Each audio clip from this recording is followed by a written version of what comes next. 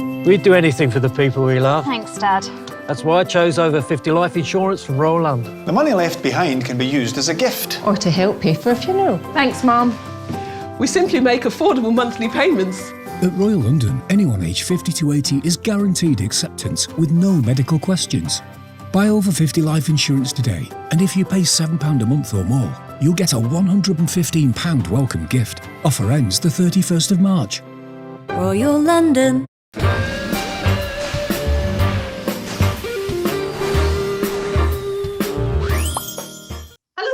Hello, girls. It's Friday. I think it's Friday. Hooray! Who knew? Another Friday. We're getting closer to unlockdown. Yeah. Do you know, the weeks are going so quickly, aren't they? No, do you know how I actually mark the weeks? By which colour bin I'm putting out on a Friday morning. Isn't that So exciting? That's so my highlight of the week. And it was the blue bin. And sometimes I forget because I think, surely it's not 2 weeks since the blue bin, you know. Well, I've got to say, I have to put all my bins out, if I can use that phrase, on a Wednesday morning. So I don't get one coloured day for a bin. It's all bins on a Wednesday. Do you have all of your rubbish taken at the same time? Yes, dear. How lucky. Well, as boring as this is, can we bring in a guest before I fall asleep, please? Oh, yeah. Right. This afternoon is the wonderful Judy Bentinck, who is married to my friend Tim Bentinck, who has been on our show, and he's coming back again, who plays David Archer in The Archers, as you all know, and a very esteemed actor. And Judy is a fantastic milliner who's coming today to talk about Wear a Hat Day. So we're going to wear our hats to say hello to Judy. Hello. Good afternoon, darling. Welcome to our nest. Your hat is very nesty, actually. You actually could be in it. So, Judy, I mean, we met, I was in bed with your husband, and we've been friends ever since. We have to say that it was actually on a film set, so it's all completed. We've been friends ever since. Judy, tell me, when you started to be a milliner, how long you've been doing this for? Because you do loads and loads of things, don't you? You do classes and everything, and your hats have been worn by royalty. Yes, indeed. I've been doing it for 21 years now. Wow. So I do mainly bespoke work. And I'm in my studio here. It's amazing. So you see some blocks. Wow. That's lovely. So yeah, and I started 21 years ago, and on my first lesson I just fell madly in love with millinery. It was just, I've been waiting all my life for that moment. Oh, how lovely. But Judy, you're raising money this week, or trying to raise money. That's why we're all wearing hats today for brain tumour research. Do you have an involvement with that personally, or is it just? Well, personally, a close person to us has been through brain tumour and is all clear, so that's brilliant. But I'm a member of the British Hat Guild, and we support the Brain Tumour Research Wear a Hat Day, and that is happening today. And so we're trying to get as many people as possible to wear a hat, take a selfie, put it on social media, and donate. Obviously, donate is the important bit. Yes. And so we're just spreading the word as much as possible. Oh, good. Well, I shall do that. There is another way of donating, which is you can buy, I don't know whether you can see it. This is, yes. Oh, let's see. Debbie's wearing one as well. Debbie's wearing one, there you go. So this was designed, there's several designs, but this is the latest one, which is designed by one of our Hat Guild members, Harvey Santos. Beautiful, fabulous badge. Oh. And you get a certificate as well. And so you can get that from Brain Tumour Research website. So if you don't want to wear a hat, you can wear a badge. And Dee, I think, is wearing one of your beautiful hats, is she not? Absolutely. Yes, Judy, yes. I just love this hat. I mean, it's so stylish, and thank you so much Can for you just sending turn it. so that we can see the back? Yes. Oh, I love them. In fact, I Very thought deep. Yeah, You very nearly put it on the other way round. I know. Can I do that? Can I do that?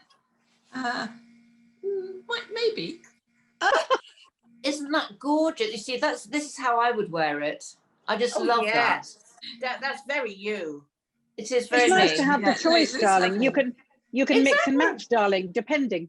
Yes, I think it just depends on the outfit. Love that, and you can change the colour of the ribbon too, can't you? it can all, we can change it completely. Yeah, but I've looked at all of your hats and honestly, Judy, they are incredible. And I know that you've just been voted, you've just been given an accolade, haven't you? They're saying that you are the go-to milliner for 2021. That's on my website. Yes, that was a quote in a magazine interview. Wow, absolutely. Well, take it. Wow. Right, okay, put that on the website. Congratulations. And the thing is that now everything is opening up. Yes. And now beginning to get commissions after it being obviously a very quiet year. Yeah. And so yes, open for business April the 12th. Fantastic. Fantastic. Sherry, do you ever wear hats, Sherry, ever? No, my hair is so big. I can't, I mean, I can wear a flower, but that's about it, really. There you go. A little You can wear fascinator. a little headband or a little tiara, maybe a tiara. A tiara I would wear. Oh, please don't tell her Oh. that. Please don't start her off. It's bad enough. Yes. A tiara I would wear. That's right. Queen Sherry. Yes, you're definitely very- been called that. We'll have to get you one, Sherry. I think you look lovely, and I like yours as well, Harriet. Thank you. I've never really Yes. understood fascinators. They look like they're thrown on at random. It's but I just a love them. word. Why are they called fascinators, Judy? Well, it's one of those things that kind of, if you think about 30s, 40s, 50s, people actually wore hats much, much more. And Yes. little things that had names like Fascinator, Confection, Whimsy. Yeah. And the Fascinators, the press just picked up on it about 20 years ago. Now it has become a word that completely blurs. Yes. Because most of them are hats. Fascinator is a little bit of nonsense. Yeah, it is nonsense. That's it. It's great. It's just a frivolous little feathery thing. That's me. Yeah. I used to love the men with it's so Oh, yes. stylish.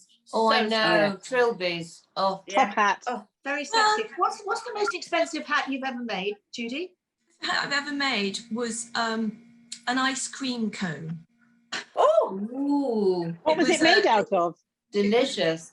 Actually, it was made out of satin, organza, and cinnamon, which is so it had to be as light as possible. It was a promotional thing for campus for Royal Ascot, and it was 4 foot long. So it actually had an organza flake in it. fantastic. Real flakes. It had little pockets so that the model walked around Royal Ascot and dipped her head down and people could take a real flake. No. Oh, Heaven, So it's that's a promotional hysterical. thing, so they paid me a lot of money. Brilliant. Good. Fabulous, yeah. Love It was that. fun. that is so funny. Well, I think we'll have to come to you for us. When is Ascot this year? Good.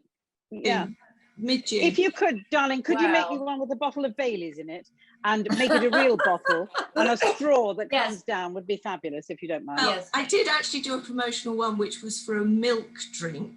Ooh. We did actually put real milk inside the hat You do. and It's the Bailey's. pour Yeah, into a glass. So yeah, that can't be Bailey's. Oh, yes. A absolutely. Bailey's version would be lovely. Thank you. And champagne for me, darling, please. Mojito for me. I'm afraid that will only be small. That's fine.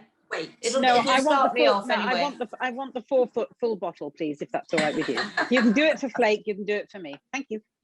Well, thank you, Judy, so much for coming to see us. And don't forget, everyone, if you can donate, to wear a selfie today with a hat on. And Wear a hat day. Wear a hat day is the hashtag. Brain Yes. Research.org is the website.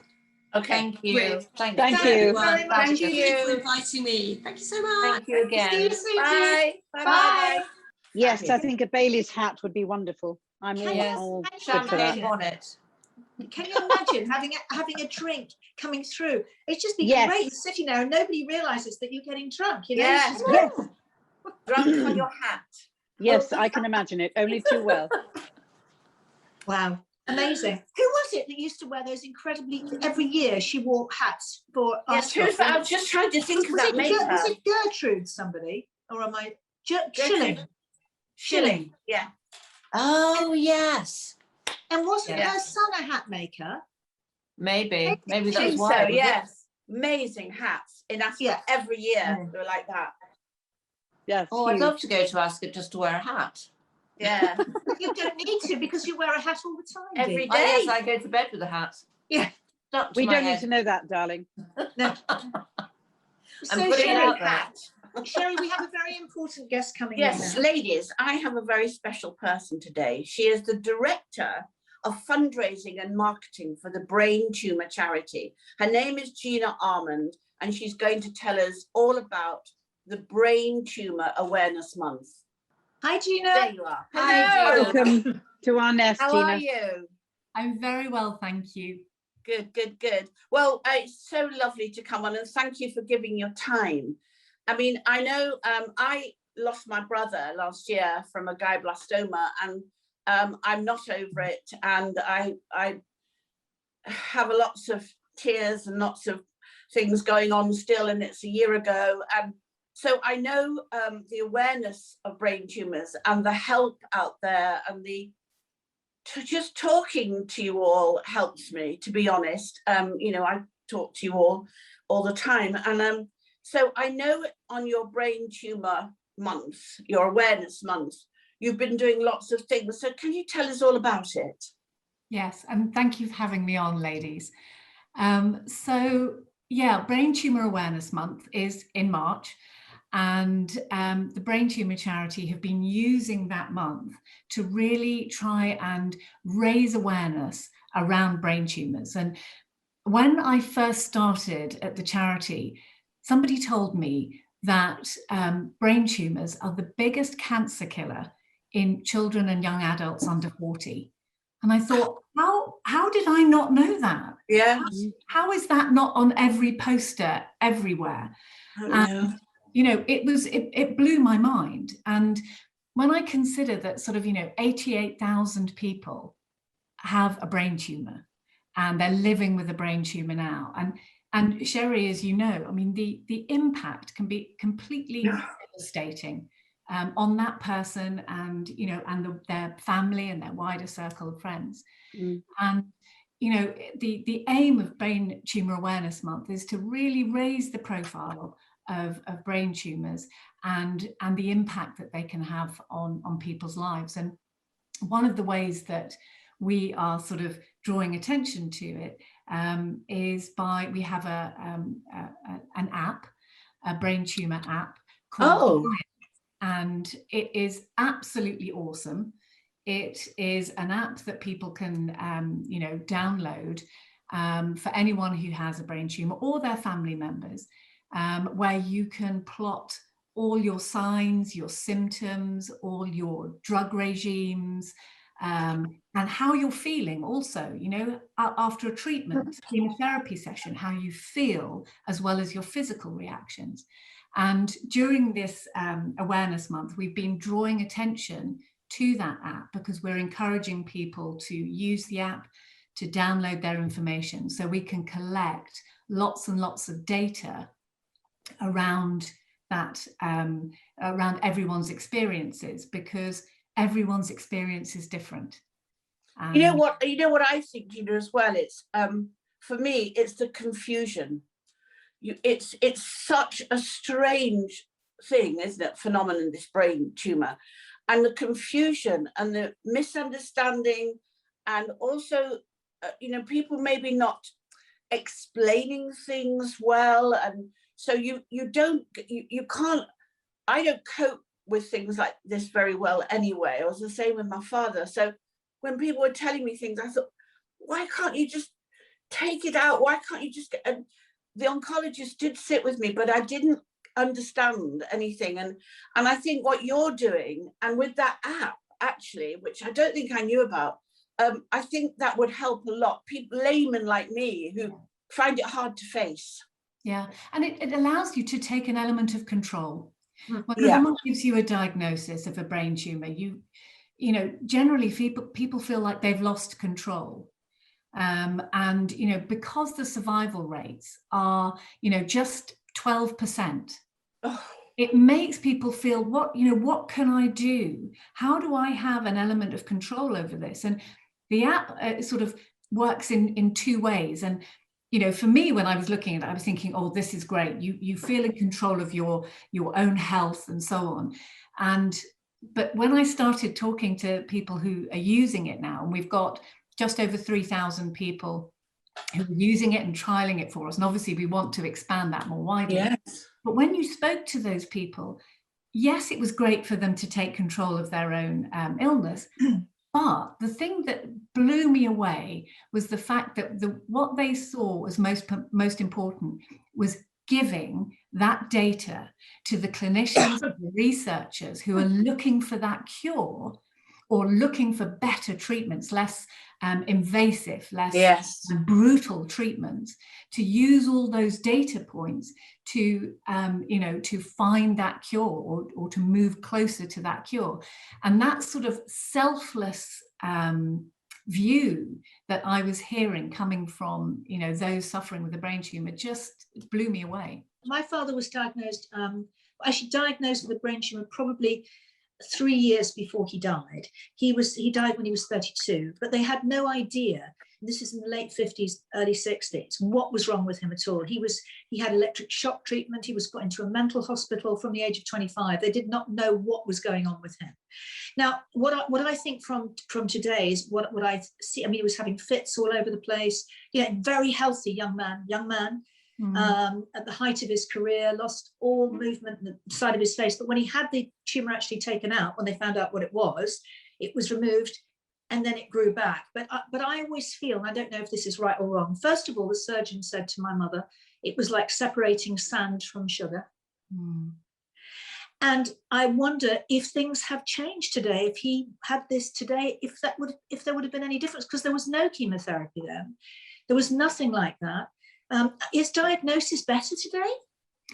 I would definitely say that diagnosis has got better. There's certainly more awareness around it. And, you know, we are currently running a campaign called Head Smart, which is around diagnosing earlier in children, because obviously the earlier the diagnosis, the better the outcomes. I mean, that's, you know, that's obvious. And I think that what surprises me is that treatments have changed little over 40 years. And again, that was another thing that I just, you know, was almost like a slap in the face. You're like, what?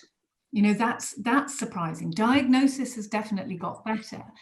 And one of the things that we also advocate for in the Brain Tumour Charity is ensuring that there is best care everywhere.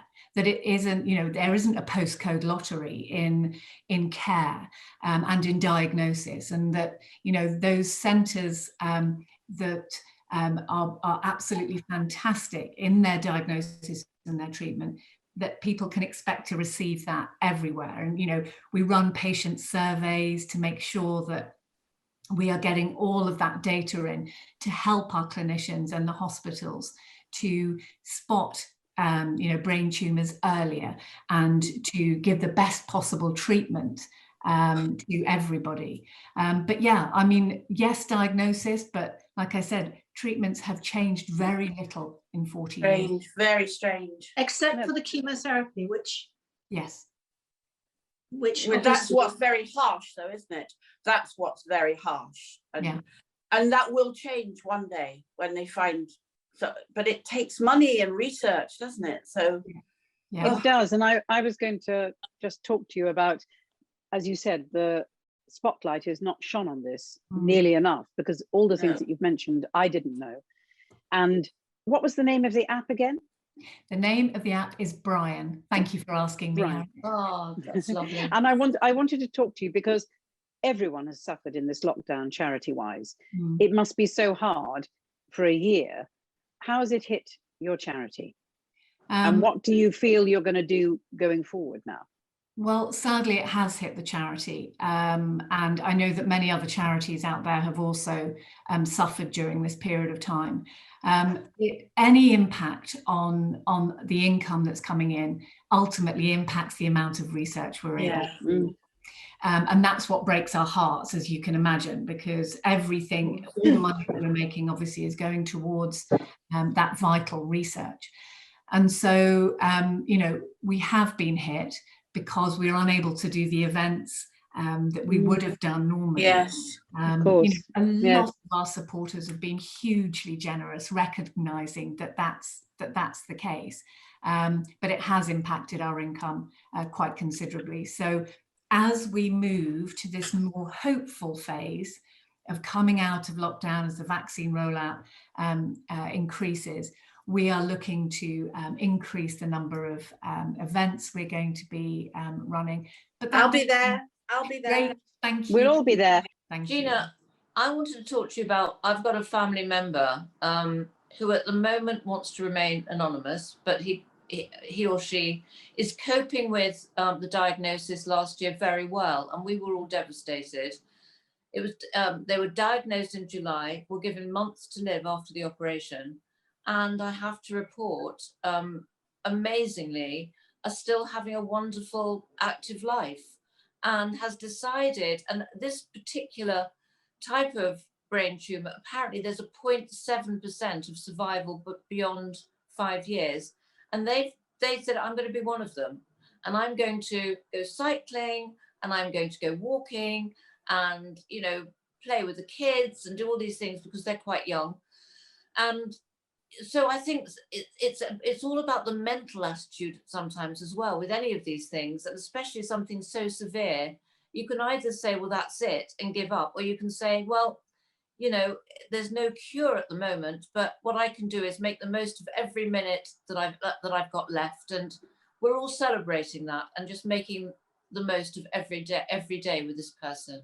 Yeah, and that is such a lovely attitude, and I think that, you know, if I wish I could introduce you to some of our young ambassadors who are living with a brain tumour every day and have exactly that positive attitude. It's, you know, like I said before, you can sometimes feel so out of control.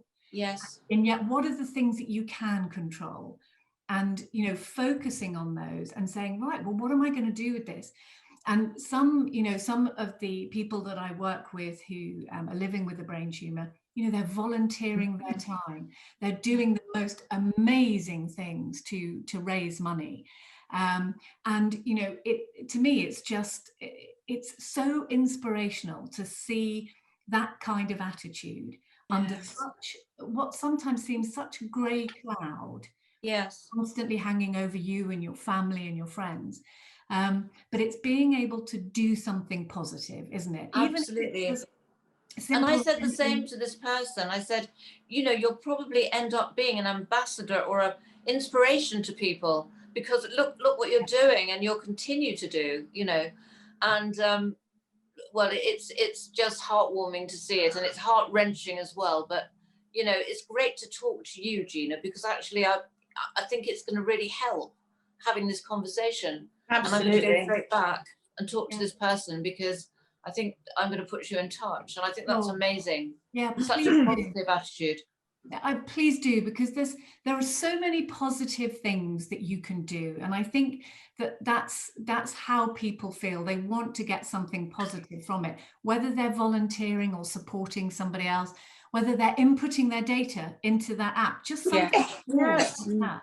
You know, that makes you feel like there's something bigger here, whether it's donating, you know, in any way, shape or form, or, you know, if anyone's out there sitting there, you know, with £100 million in their burning a hole in their back pocket. That's right. Call me, you know. Yes, now. I'll do that. Yeah, if you want to do something fabulous, there is opportunities to do something fabulous. Yes. Absolutely. Oh, that's and does the future look good, do you think, for your charity? Once we get out of lockdown, do you wish and hope that, you know, people will come together and build up the charity the more that we put it out there? Yes, absolutely. You know, coming to know the people in the charity and the wider community of people that we have, they are an awesome group of people. And I have every faith that we're going to come out of this better and stronger, and that we are going to drive that income that is going to be put into research to just, you know, the aim of us is to actually not exist, right? Because the moment we find a cure, need for the Brain Tumour Charity. So that is our aim. And it's an enormous mission, isn't it, to cure Yes, brain enormous. disease. But what other mission should we have? You know, Correct. No, Yeah. I agree. It has to I be agree. that. It's always, I've always felt the same. And you know, whatever I can do to help, obviously it really is so close to my heart. And also my ex-husband's father also died from a brain tumor when he was quite young. So it's you know, it's very close to my heart. It really is. Yes. For And all I of think us. we Thank should you all so support much. you. I think we should all, as WonderBirds, you know, really support you. And I'd love to put everything on the website, and we can have a chat afterwards. But I really do feel that this is something we'd like to all do together Yeah, to help. Absolutely. Involved Very with, yes, 100%. absolutely. Oh, Thank you so much. so much. Thank you. Thank I you, can't Gina. tell Thank you you, how Gina. much I appreciate that. And I will make sure that the whole charity knows of your support. So thank you. Thank you for Gina. coming Thank on and you. telling so us much. all. Thank you. Thank you. Bye, Gina. Bye. Bye. Bye. Not Oh, only isn't it? the devastation and the reality and the truth The of all of that, reality is but just- also the hope and that it will change is the thing that is most moving as well. well, we And hope if we so. can all support it, it would be wonderful. Oh, Absolutely. well, we I all think we will. do. And look, there's 3 of us on here, Yeah. you know, and you think that's unbelievable, isn't it? Well, I think then maybe there's a reason for us all to be together, and maybe this is part of it, you see. And I think, you know, this will be so great to do something for this charity that really needs Definitely. it. Mm-hmm. Yeah, Definitely. it does. It's just, I'm, you know, awareness, and it's so interesting, isn't it, to hear that nothing's changed in 40 years. It Nothing seems Devastating. The Just- treatment Absolutely hasn't changed. Absolutely. That's Devastating. what I I find. wonder why. I mean, but as you know, this person said to my mother all those years ago, separating sand from sugar. How is that possible? That's the thing. That's Yeah. the That's the problem. difficulty. Yeah. That's Isn't the it? most extraordinary I know. imagery, and it gives you such awareness then of the difficulty. Yes. Absolutely Yeah. appalling. Lovely. Lovely. Well, I'm girl. so honoured we were all here with hats on Yeah. earlier on, and to talk to Gina now. And Yes. we have Richard tomorrow We with do. Holiday Chat. So Holiday chat. we salute Okay. Wear a Hat Day Holiday today chats. and holidays tomorrow. Holidays See you there. tomorrow. Bye, See you girls. tomorrow. Bye. Bye.